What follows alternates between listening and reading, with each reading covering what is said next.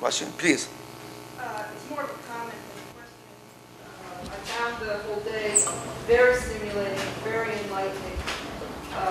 I especially appreciated the broad perspective, which came to a climax in this session, and appreciate Professor Ayutka's expansion to the political context. I know a great deal of time was spent on the definition. If we're talking about children at risk, I think we need to acknowledge as well risk children as direct victims of political violence. And in light of that, condolences to the family of the boy who was killed in Golan Heights in the war of Syria, and prayers for the swift and safe return of the 3 teenagers who were kidnapped in Pakistan. Thank you. Comments, questions? Please.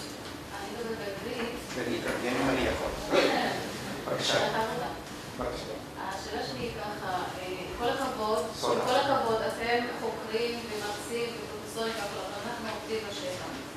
השאלה שלי היא ככה, אני עובדת בחוק הנוער, ואני עובדת עם כל מיני תת-תרביות גם. בתוך החברה שלי יש גם תת-תרביות, יש את הבדואים, יש את אנשים מהעבודה, מהשטחים, שיש להם גם תרביות, פיקודי תרביות שונים ממה שאני מאמינה. השאלה שלי, איפה הקו המפריד בין תרבות, שזה לגיטימי, לבין הזנחה, שזה עלול לסכן את הילדים. זה דבר ראשון, אני אתן דוגמה קטנה. Should I translate now? If I can. Our colleague is asking about, with all respect to your studies and your academic knowledge, I would like, and I work with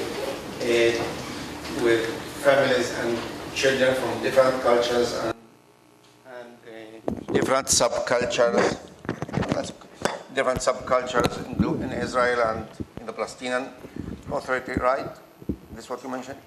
And she's asking about where is the differentiating line, should I say, Mafrid?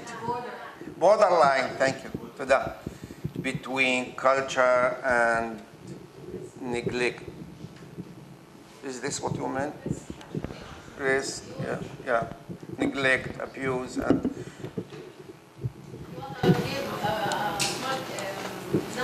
كمل في الأبران. مش مشكلة. It's about some girl who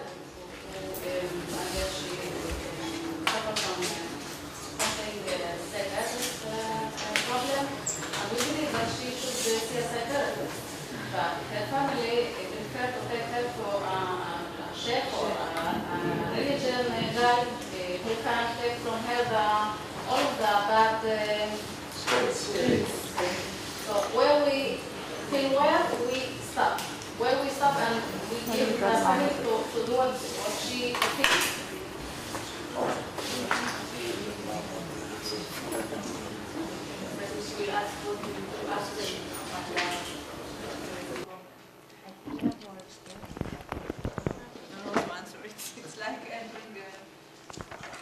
Well, I think Michal has more experience with this really, but she says no. I think, you know, you've touched on, oh, I'm sorry. I said that I think Michal has more experience with this here, but I think this is exactly the issue that's so hard.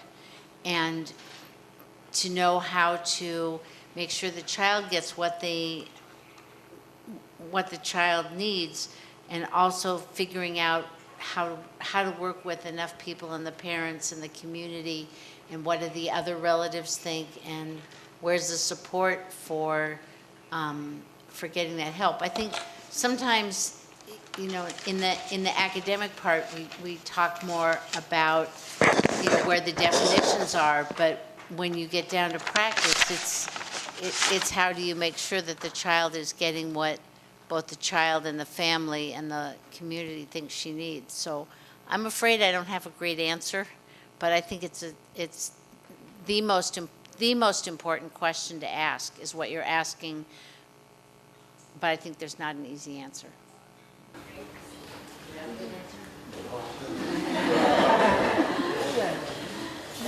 can understand, someone said before, Someone asked at one of the previous sessions what is more important than knowledge. And they said that creativity or imagination. And they think that when you know what has to be done, you can find the creative ways to do it.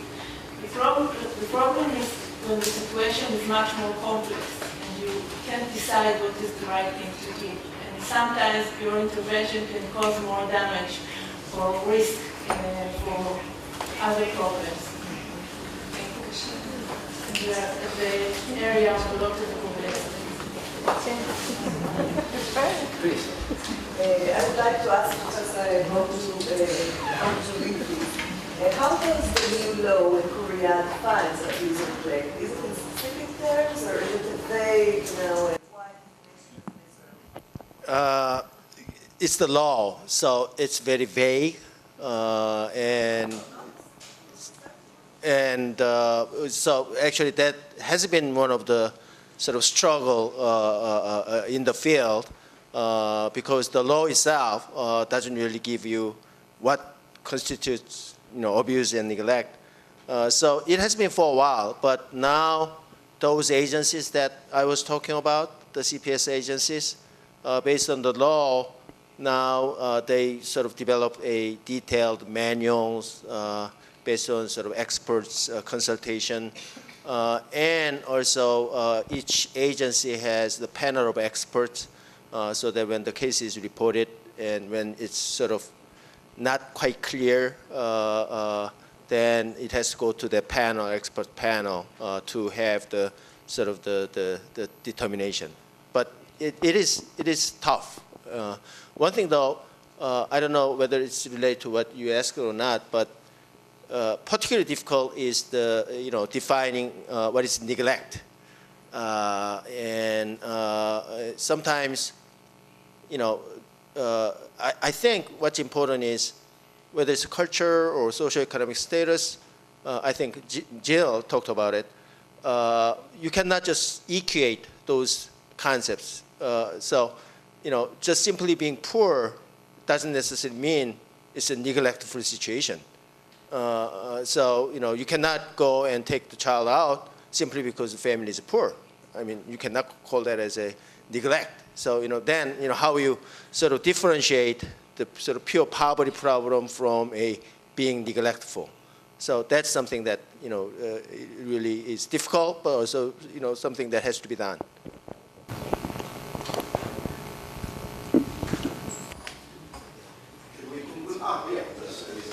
Just a small question. I noticed there was nothing on your slides regarding sexual abuse, and I was just wondering why. I assume you're asking to me, right? Okay.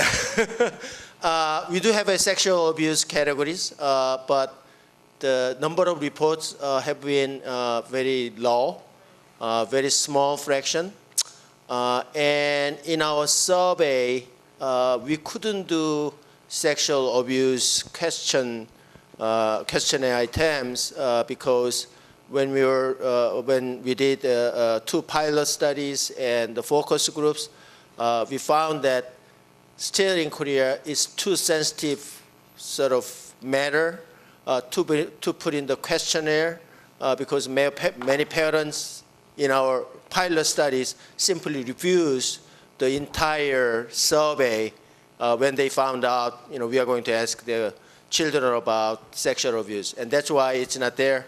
It doesn't necessarily mean we don't have that problem in Korea, so that's what it is. Should we conclude? Thank you very much. Thank you.